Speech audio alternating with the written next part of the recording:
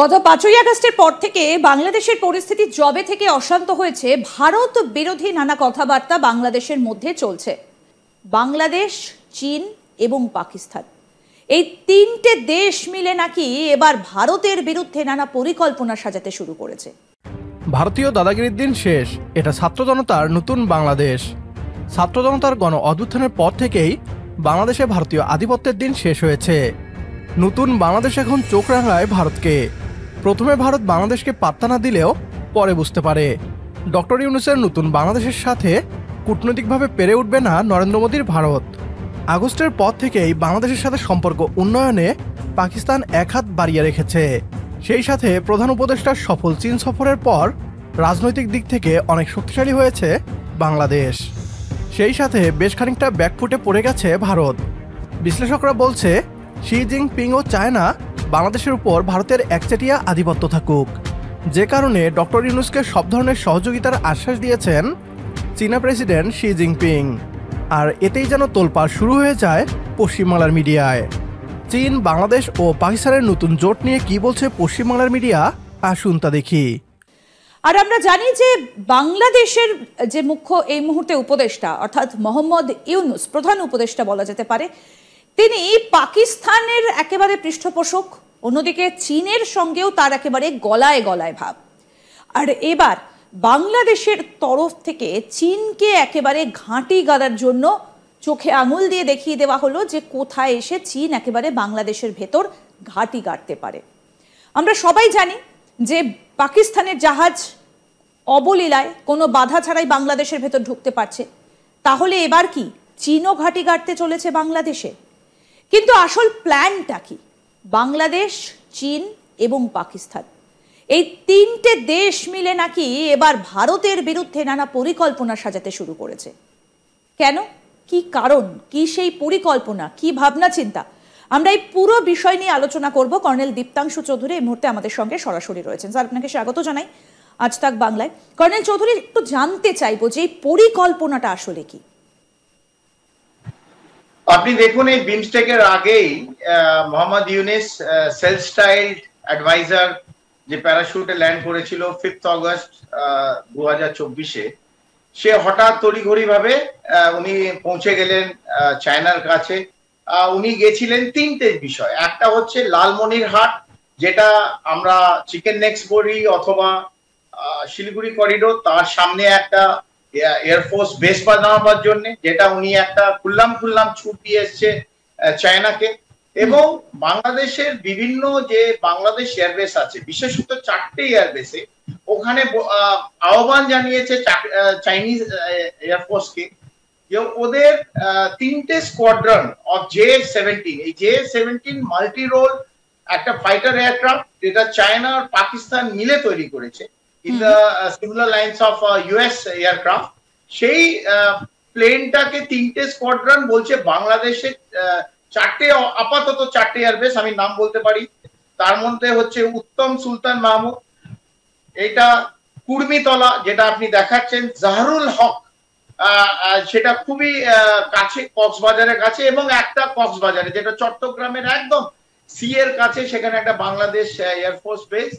এই 4টেতে আপাতত 3টে স্কোয়াড্রন JF-17 রাখার জন্য আহ্বান জানিয়েছে।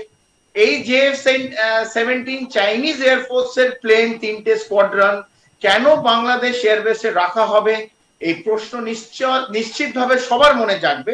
এবং লালমনিরহাট, যেটা একদম আমাদের শিলিগুড়ি করিডোর অথবা চিকেন নেকের একদম সংলগ্নে, এইখানে কেন রাখা হবে, এটা বড় প্রশ্ন। চায়না এট অল এখানে এয়ারফোর্স বেস করবে কিনা, এবং ভারতবর্ষ এটা অ্যালাউ করবে। এই বুদ্ধিগুলো যে মোহাম্মদ ইউনূসের যে পেছন থেকে ভারতকে আঘাত করার জন্য যে ফন্দি বানাচ্ছে পাকিস্তান, চায়না এবং বাংলাদেশ, এটা নিশ্চিতভাবে আমাদের জন্য উদ্বেগজনক। একদমই আমরা ভারতের, কর্নেল চৌধুরী, ভারতের প্রেক্ষিতে আলোচনাটায় আসবো। আমি এই জায়গাটা একটু আসতে চাইবো যে তাহলে কেন এই জোটটা সৃষ্টি করতে চাইছে বাংলাদেশ, চায়না এবং পাকিস্তান, উদ্দেশ্যটা কি? চায়নার MSS, বাংলাদেশের যে ন্যাশনাল সিকিউরিটি এজেন্সি আছে, ন্যাশনাল সিকিউরিটি ইন্টেলিজেন্স এজেন্সি, যেটা বাংলাদেশের, এবং ISI পাকিস্তানের, এরা তিনজনের 3 আইস বলে একটা কাউন্সিল, ইন্টেলিজেন্স শেয়ারিং কাউন্সিলের অলরেডি গঠন করার জন্য কথাবার্তা বলেছে। এইটাও ইউনিস যখন উনি বাংলাদেশ গেছিলেন, এই চায়না গেছিলেন কানেকশন, এই কথাবার্তা কথোপকথন কিন্তু চাইনিজ প্রিমিয়ার শি জিনপিং এর সঙ্গে কিন্তু এই কথোপকথনও হয়, এবং এইটা একটা সিগন্যাল পেয়েছে, গ্রিন সিগন্যাল পেয়েছে।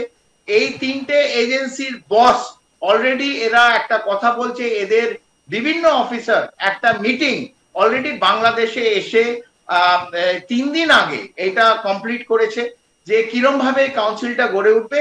তাদের মোক্ষম একটাই অবজেক্টিভ, ভারতের বিরুদ্ধে পশ্চিম, একদিকে পূর্ব, একদিকে পাকিস্তান, একদিকে বাংলাদেশ, আর এই দিক থেকে বে অফ বেঙ্গল, ইন্ডিয়ান ওশান, তিনটে দিক থেকে কিরকম ভাবে ভারতকে ঘিরে দেওয়া যায়। এদের একটা মাত্র অবজেক্টিভ, ভারতের বিরুদ্ধে কি কি করা যায়, এই মতলবে, এই ফন্দিতে এরা এই কাউন্সিলটা বানাচ্ছে। যদি আমি জানি না, এরা বহুদিন ধরে ফন্দি করছে। পাকিস্তান তো আমরা সবাই জানি নিশ্চিতভাবে করছে, to bleed India by 1000 cuts, এটাই ওদের ডক্টরিন। প্রচুর টেররিজম অ্যাক্টিভিটি করছে। 1989 ডেট 26/11 হয়েছে, সবাই জানে, এবং 26/11 জলপথ দিয়ে এসছে। এখনো যে বে অফ বেঙ্গল থেকে এই যে বলছে গার্জিয়ান অফ বে অফ বেঙ্গল, এইটা কিছুদিন আগে আমাদের মোহাম্মদ ইউনিস খুব গর্বের সঙ্গে সবার সামনে বলেছিল, he is the guardian of বে অফ বেঙ্গল। আমরা ভৌগোলিক ভাবে, আমরা জিওগ্রাফিতে 15 দিন পড়িনি যে বে অফ বেঙ্গলের কেউ বাবা আছে বলে, তবে উনি নিজেকেই পিতৃদেব বলছেন বে অফ বেঙ্গলের। ভালো, তবে বে অফ বেঙ্গল থেকে যদি কোনো এরকম মিস অ্যাডভেঞ্চার ভারতের দিকে করে, উড়িষ্যা অথবা বাংলা অথবা বিশাখাপত্তনম অন্ধ্রপ্রদেশের দিকে, তাহলে আমার মনে হয় নিশ্চিতভাবে ওরা একটা মিস অ্যাডভেঞ্চার, আমি এই জন্য বললাম। ভারত দক্ষিণ এশিয়ার প্রধান শক্তি হওয়া সত্ত্বেও একই সঙ্গে পাকিস্তানকে সামলাতে হচ্ছে, আবার চীনের ক্রমবর্ধমান প্রভাবের মোকাবেলা করতে হচ্ছে। এমন পরিস্থিতিতে যদি বাংলাদেশও মুখ ফিরিয়ে নেয়, তবে উভয় সংকটে পড়বে ভারত। ইতিমধ্যে ভারত বুঝতে পেরেছে তাদের জন্য বাংলাদেশের গুরুত্ব কতটা। ঈদের দিন পাকিস্তানের প্রধানমন্ত্রী শেহবাজ শরীফ বাংলাদেশের প্রধান উপদেষ্টা ডক্টর ইউনূসকে দেশটি সফরের আমন্ত্রণ জানিয়েছেন। চীনের সফল সফরের পর পাকিস্তান সফরের আমন্ত্রণকে ঘিরে এরই মাঝে কূটনৈতিক মহলে চাপাগুঞ্জন শুরু হয়েছে। আর চীন, বাংলাদেশ ও পাকিস্তান যদি এক পথে হাঁটতে শুরু করে, তাহলে বেশ খানিকটা বেকায়দায় পড়ে যাবে ভারত। সুতরাং ভারতের সরকার প্রধান নরেন্দ্র মোদী ও গদি মিডিয়াকে বলতে চাই, বাংলাদেশকে নিয়ে ষড়যন্ত্র না করে এতদিনের করা অন্যায়ের ক্ষমা চান, সেটা আপনাদের জন্যই ভালো হবে। প্রিয় দর্শক, যদি আপনিও চান ভারতীয় আধিপত্য ও আগ্রাসন রুখতে চীন, পাকিস্তান ও বাংলাদেশের নতুন জোট হোক, তাহলে কমেন্ট বক্সে ইয়েস লিখে জানিয়ে দিন আমাদের। সেই সাথে ভিডিও শেয়ার করে দেখার সুযোগ করে দিন আপনার বন্ধুদের। পরবর্তী ভিডিও দেখার আমন্ত্রণ জানিয়ে বিদায় নিচ্ছি আজ। আল্লাহ হাফেজ।